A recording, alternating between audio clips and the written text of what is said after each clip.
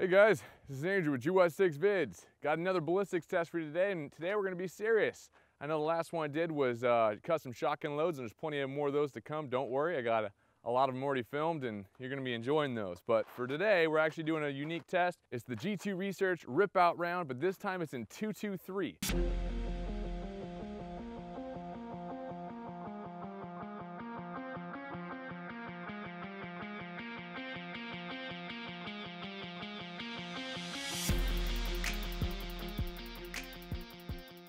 It's a 65 grain projectile, and on the box it's stated to be at 2,840 feet per second. Now earlier I took a chronograph test and took 5 shots, and on my 5-shot average I got 2,744 feet per second average.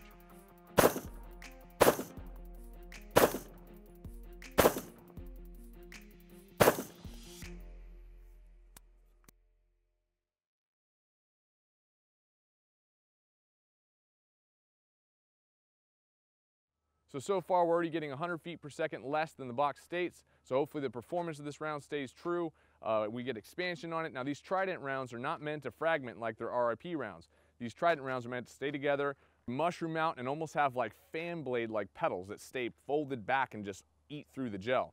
So we will see what happens inside this ballistics gel with denim on the front of the gel for FBI grade standards, okay? I hate using denim because it's really hard to clean out of the gel, but know what? We got to stick to the testing procedures, and that's what we're going to do. But that being said, you guys have always had these comments saying, well, what if this, what if that? Well, today we're not just doing a rack of ribs in front of the gel after we do the regular test. We're also going to have 2 racks of ribs and still see if this 223 round can blow through all that and get decent penetration into the gel block while still expanding the way it's supposed to. All right, that's the test. That's what we're going to do. Enough talking, let's get to it.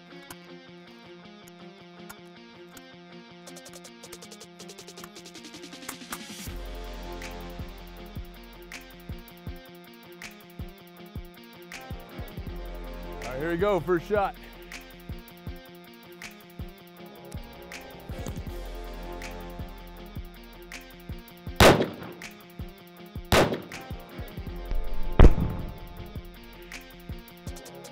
Let's go take a peek.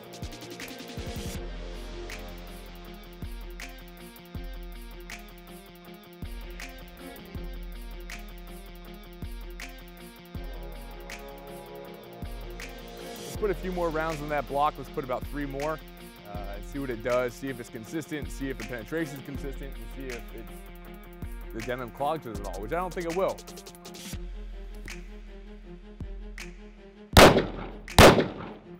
Denim's down and go put it back up. All right, so that denim fell down, but we were able to see that there's consistent 18 inches of penetration with this round, even when the 3rd shot was shot with the denim down. So the denim is having absolutely no effect on these rounds. Expansion is there. First wound cavity, not as great as the 2nd and 3rd, so that's an interesting part. Let's see if 4 and 5 look the same way, and let's put it in high speed.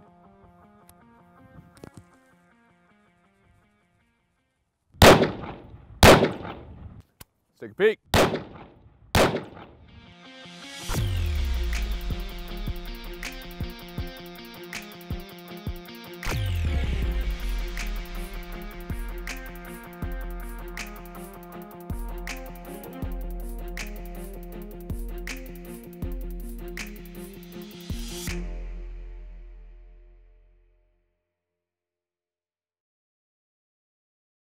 So, continuation of this ballistic gel test is one thing to shoot a round through ballistic gel, have it penetrate denim, and measure it in. A lot of rounds will actually perform pretty well. I mean, especially out of a rifle at only 10 yards, it's not that hard. But it's a whole other ball game to be able to shoot through ribs. So we got 2 racks of ribs. They're pork ribs, they're thawed, they're not frozen, bone in. It's not just meat. We're gonna set them in front of the gel. We're gonna shoot one of the 223 rip-out rounds through the ribs, into the gel, measure it, see if expansion is consistent. And then after we measure that, what we're gonna do is we're gonna get back to the same distance, and we're gonna shoot ball ammunition, AKA FMJs, through the same rack of ribs, trying to keep it somewhat close together, see what happens. But with the high-speed footage, what we'll be able to capture is that temporary wound cavity of the 223 rip-out, and then compare it to the temporary wound cavity of the ball ammunition to show the difference between the 2 rounds. Because it's one thing to shoot through something and say, hey, I made a hole. but to have all that kinetic energy actually impact your target and dump its kinetic energy instantaneously is what you want. As far as the permanent wound cavity goes, we'll be able to see that right up close in the gel afterwards and compare the two. All right, enough talking. Let's get some ammo, more ammo, into these hex mags and get to it.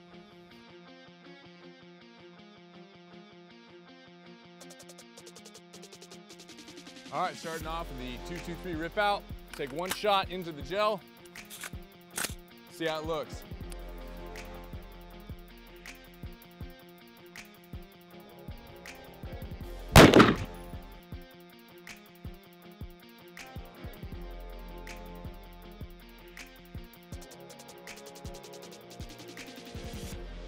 All right, that's through 2 racks of ribs. Let's go take a look.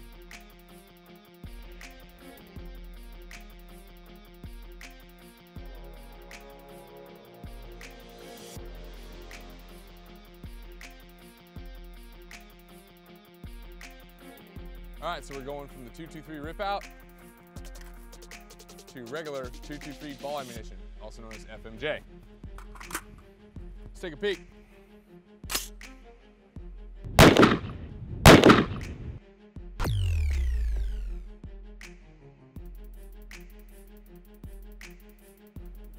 Let's compare the two.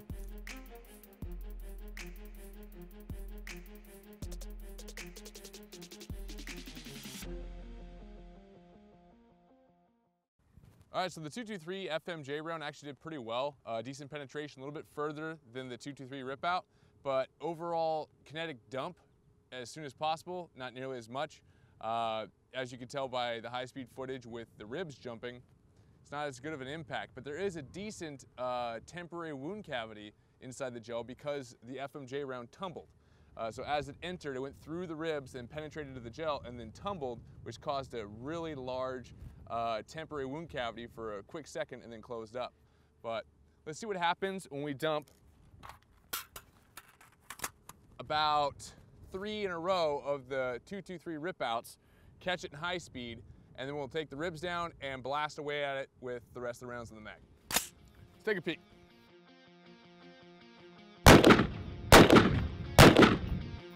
See what it looks like.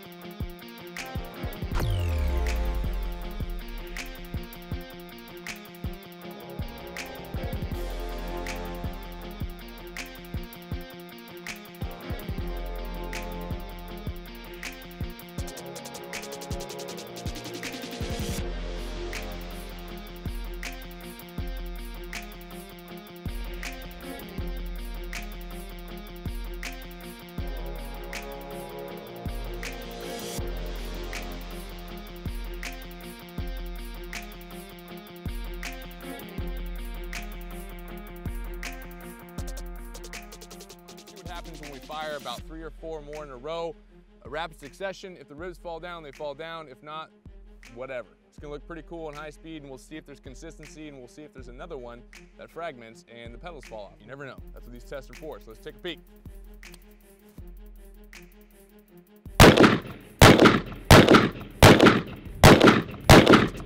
Let's take a look.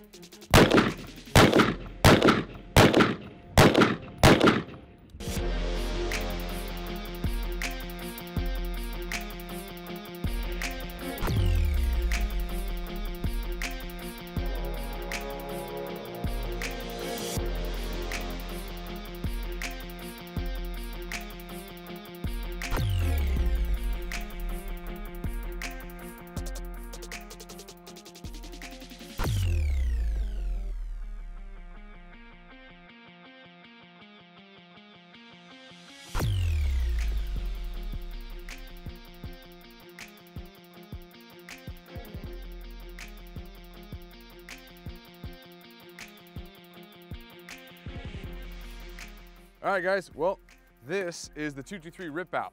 As far as being the best 223 expanding hollow point on the market, I'm gonna say no, because there's really no way to tell what is the best. And that's my opinion with my ballistic gel test. It is up to you to determine if you like what you see.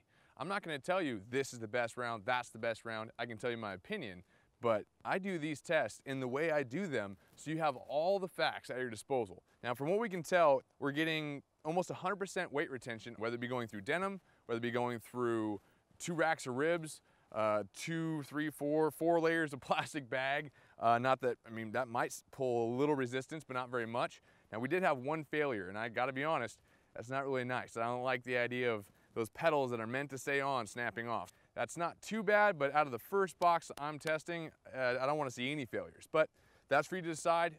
Some rounds fail, some rounds don't. Now, like I said, there are the outliers that are issues right now. You have one that's stopping just at about 11.5 inches and the other one stopping just about 14.5 inches. 6.5 inches less and 3.5 inches less than the standard 18 inches of penetration that we're seeing. Now granted, a lot of these shots I took, I hit the ribs and they flopped around, they moved around. There could have been some shifting. Some of the rounds could have not hit a rib, maybe just went through meat. There are those outlying factors, but you guys just have to make your own opinion about what you think of these rounds. This is it, plain and simple. You're getting this consistency. The expansion looks to be very, very accurate to what they want. It's mushrooming out, making like a fan blade effect. Some of these actually have more expansion than others. And I'm about to rip these out of this block and we're gonna weigh each one of them in, checking to see if they keep their 65 grain weight retention. Now obviously one of them is gonna be missing quite a bit of weight because it's missing 2 of its large of the 3 pedals. So let's finish this up. Let's hack into this block. I'm using my DMO knife, Breacher, great company. You gotta go take a peek if you like blades. I personally am a blade lover. I'm a blade fiend. I actually might like blades more than I like guns. All right, I'm gonna speed this up. We'll see you here in a second. I'm gonna clean these up, weigh them in and measure them, and we'll move on from there and close out. All right, so the scale is zeroed out. We're gonna put the first round on and see what we got. Aiming for 65 grains. As you can tell with these rounds, we're getting anywhere from 1 grain to 3 grains of weight loss, which is very acceptable when it comes to weight retention. It is not 100%, but we're gonna give it that 95, 90% mark. Even on the rounds that were inconsistent in expansion, they're still staying very consistent with only 1 to 3 grains of weight loss. The smallest expansion we had is 0.625 inches. With the largest expansion going to the extreme outlier that you see here, coming in at 0.875 inches. After measuring all the rounds, the average we're getting is around 0.65 inches of expansion. This is an example of the average expansion you're going to see in these rounds. All right guys, this is Andrew with GY6 Vids. This has been the 223 Rip Out Round by G2 Research. Hopefully you appreciate the test. Yes. Really? Want me to?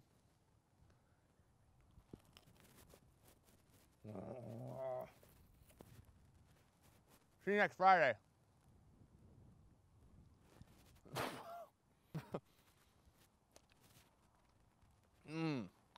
Yeah, my lady's not gonna kiss me today.